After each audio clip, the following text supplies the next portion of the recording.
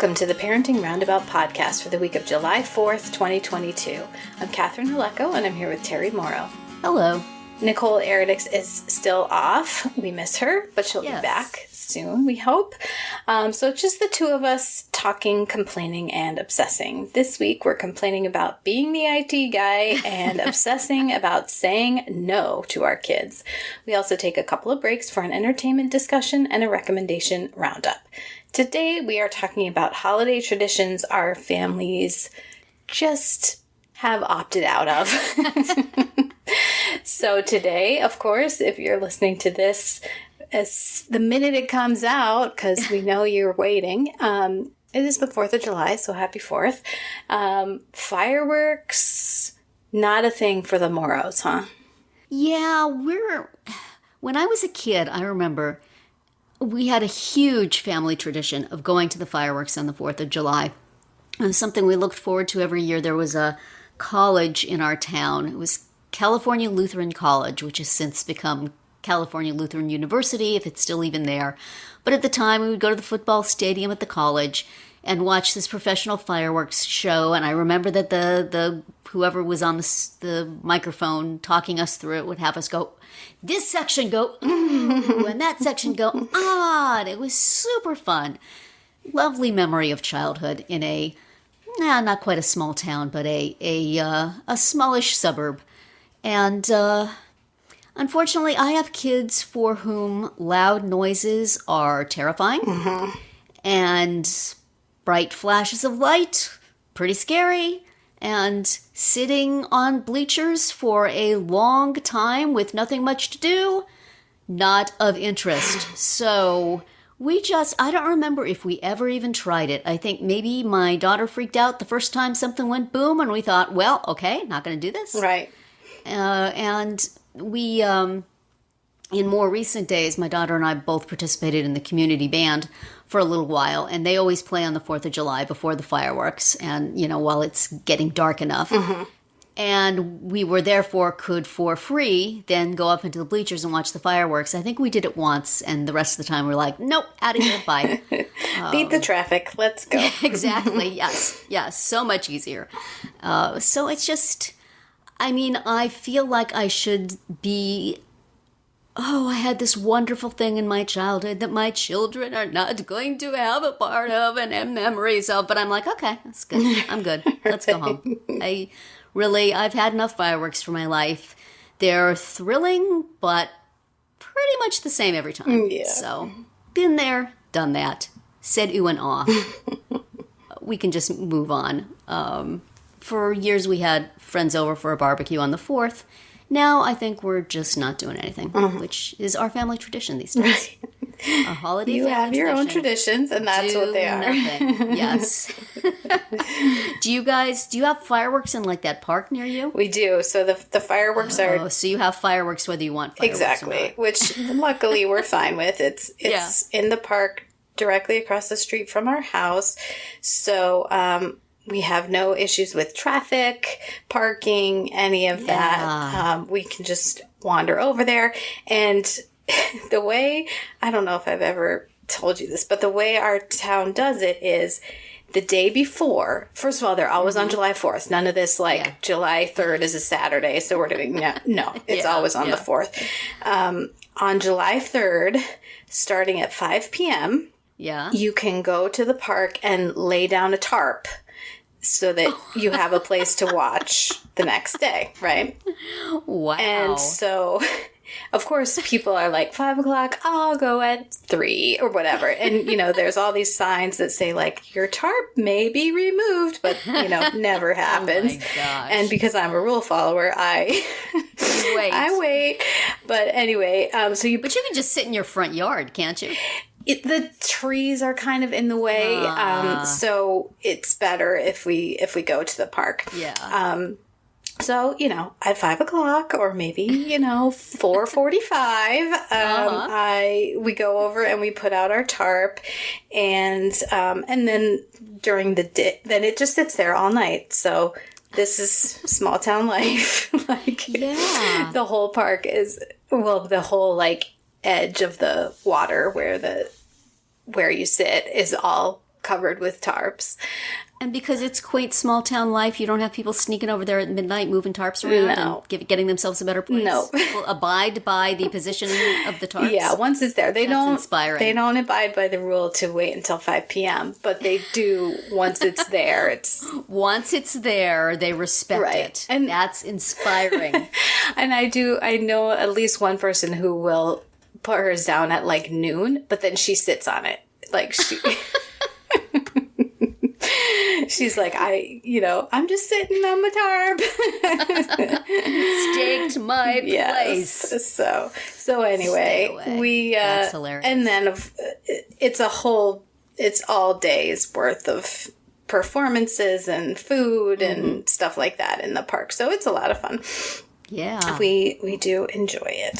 So my husband's uncle used to live across the street from, or actually on the other side of the highway from the stadium where our town does fireworks. And so my husband remembers growing up, they would just go over to his uncle's house and sit in lawn chairs and watch it. And everybody did it. He said he didn't really care about it one way or the other, but, it was easy. And we do have people who put blankets on the grass outside of the stadium so they don't have to pay whatever the entry fee is to actually go in the stadium. Yeah.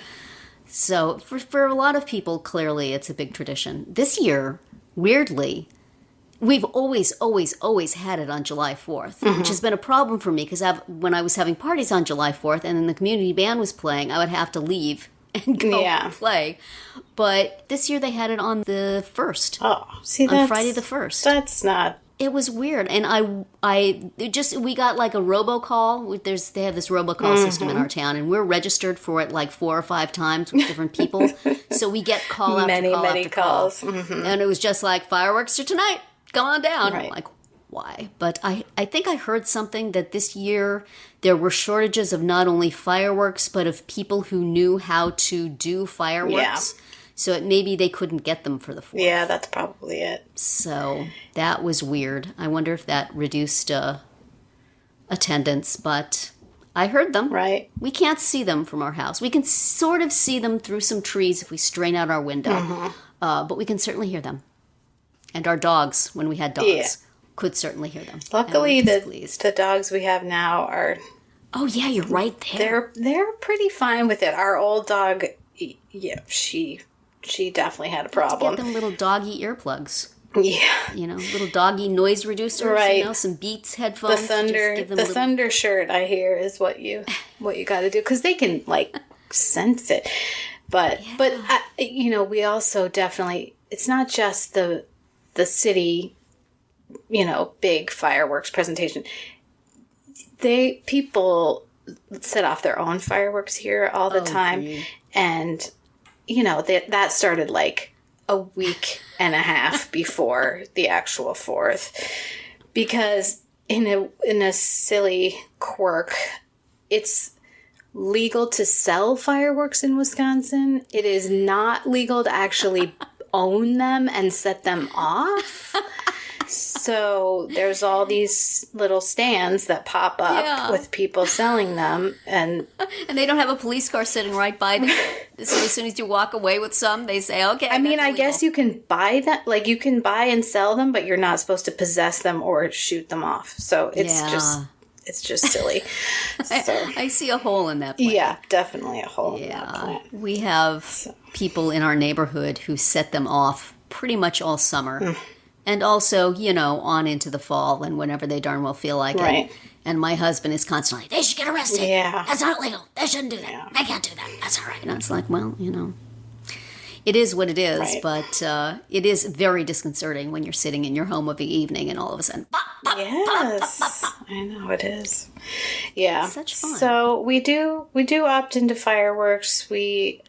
There are other things we've certainly opted out of. I know on this podcast we have discussed the photo with Santa and how that tradition never got off the ground in our house. And in your house, it was a one and done, wasn't it? Done because in addition to loud noises and bright lights, my kids not so fond of standing in line. Yeah.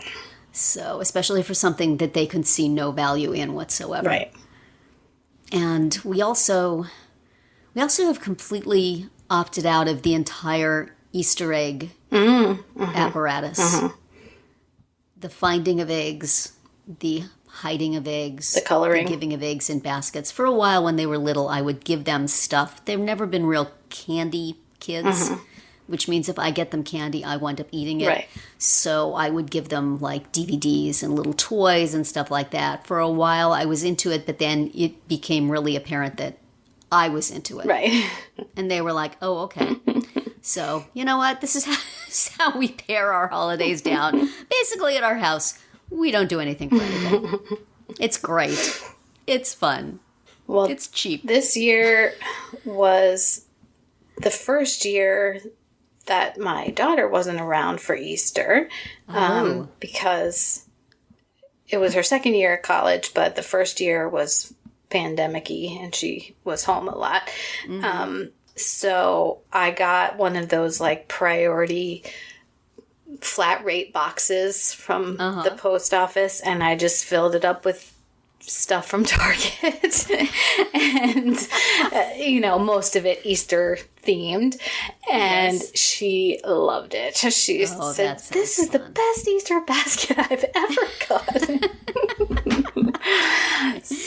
But we never this year we didn't dye any eggs or and we did a basket for the boy also, but I think this may be the first year we haven't dyed any eggs. We usually dye them. The last time I dyed eggs. And it's like, these are all super fun memories from my own childhood, but I think my mom had a lot more time on her hands than I did, and probably was a little invested, was more determined to give me the traditional 50s, 60s childhood. Right. Here's the checklist. We do all these things. We do these things. And I was fine with it. It's like, fine, you want to give me stuff? Candy? Right. I'll eat candy. Eggs, I'll color eggs. I won't eat them, but I'll color them. And, Santa, sure. Right. I like getting my picture taken. That'd be fine. But my kids are sort of like, I'm just doing what I'm doing here. You can leave me alone. I'm watching this very interesting program. Anyway, so I wonder if this is an overall trend for holidays to be less enthusiastic, or is it just now holidays are mostly getting a picture to put on Instagram of your kid with the holiday stuff? Maybe that's the mom's motivation now. Yeah. Not so much the do these things to be a good mom, but do these things for the photo. Right. Doing it for the gram, as they say. I don't know. Yeah. I mean, you have to adapt to the kids and the family and the circumstance that you have. So sometimes that means adding, sometimes that means subtracting. And if it allows us to be a little lazy, we're not gonna. That's fine. We're not gonna say no. That's just fine. Yeah. So we're not lazy about podcasting. We are here every day. But that is it for today's round 1. Tune in tomorrow for our entertainment-themed round 2, and later in the week to find out what we're complaining about, obsessing about, and recommending right now. We're always interested in what you have to say, so drop us a comment on our website, our Facebook page, or Twitter, where you'll find us at Roundabout Chat.